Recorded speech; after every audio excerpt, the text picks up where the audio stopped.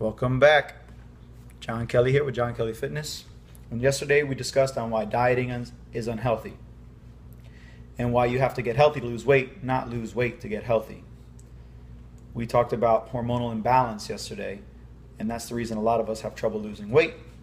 So today we're going to talk about the hormone insulin. Insulin is a hormone produced in your pancreas and secreted every time you eat food. Its job is to transport the glucose from the carbs, the amino acids from the protein, and the fatty acids from the fat into the cell. Different foods have different effects on insulin. You will have a higher increase of insulin secretion when you eat carbohydrates, specifically refined carbohydrates, bread, pasta, sweets, things without fiber. If you eat vegetables and fruit, which are also carbohydrates, you won't see as big as of an increase. If you eat your foods with protein has less of an increase, but it still has an increase. And eating carbs with protein sometimes will show a higher increase because they both have the ability to increase insulin. Fats, on the other hand, don't have a big effect on insulin. So today we want to talk about ways that we can keep insulin from running wild. When insulin is produced too often, you have what's called insulin resistance. When you're in balance, you have what's called insulin sensitivity. Insulin resistance means that your cells are resistant to the insulin that is produced by your pancreas. So your pancreas will continue to push out more insulin in order to get the energy into the cells, the energy being the carbohydrates, proteins, and the fats. So if you're insulin resistant, your body's going to keep producing insulin, and you're not going to be able to get those macronutrients into the cells. If you keep producing insulin, eventually your pancreas is going to exhaust itself and you're going to have diabetes, type 2 diabetes specifically. Now, all of us are insulin resistant to a certain degree. Insulin sensitivity and insulin resistance are basically a spectrum.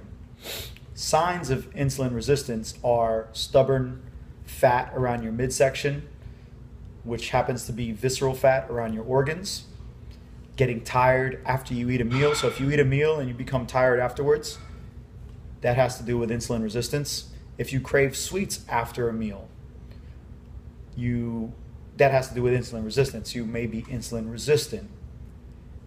I myself find that I'm insulin resistant, and because of other factors in your life, not just eating, you can also be more insulin resistant, specifically sleep. So if you get 6 hours of sleep instead of 8 hours of sleep, you will test as a pre-diabetic person. Your blood sugar and your insulin will look like you're pre-diabetic just on 2 hours of sleep deprivation. So if you're one of those people that gets 8 to 9 hours of sleep every night, you can have a little bit more flexibility in the carbohydrates, protein, and fats that you eat. But if you're one of those people sleeping 4 to 6 hours a night, you're already predisposed to having insulin resistance. So if you keep eating the wrong way, you'll be more insulin resistant. I see it with a lot of athletes in the gym.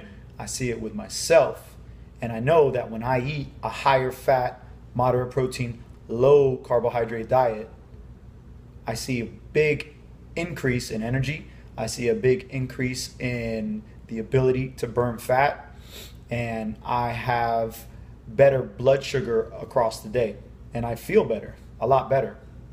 So if you have any of those signs, you might want to check your blood sugar in the morning to see where it's at. If it's from fasted, so you have to do it before you eat. If it's from 70 to 100, specifically 70 to 90, you are more insulin sensitive than you are insulin resistant.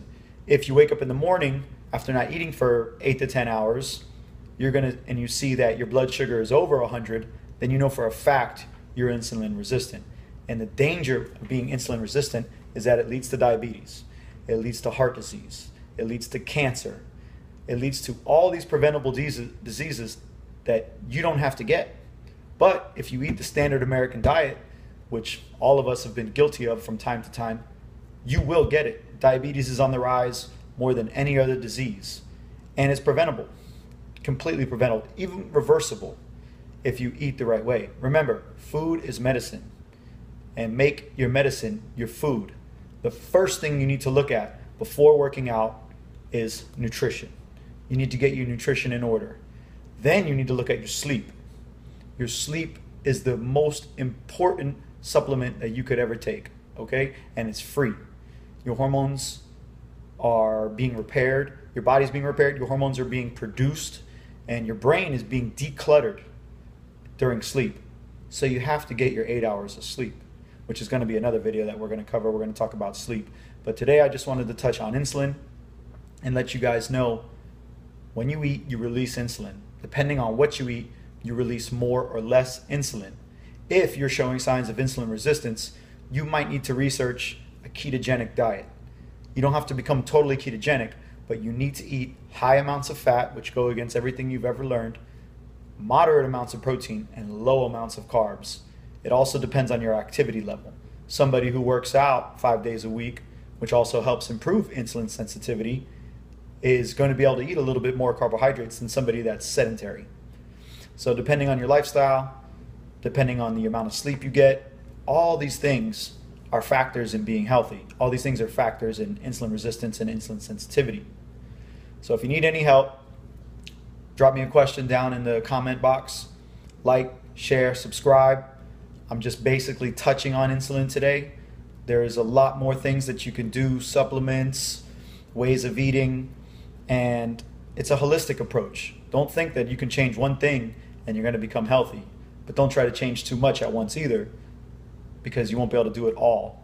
Like I said before, take that one thing and make a change. Cut out bread, definitely cut out drinks, high fructose corn syrup. Those are things that you can knock out. Eat more good fats. And we'll discuss more of this later on. Next week we're going to go over more things you can do to reverse insulin resistance that I'm currently doing myself, and I'm having great results. So if you guys have any questions, drop them down below. Thanks again. I'll see you guys next week.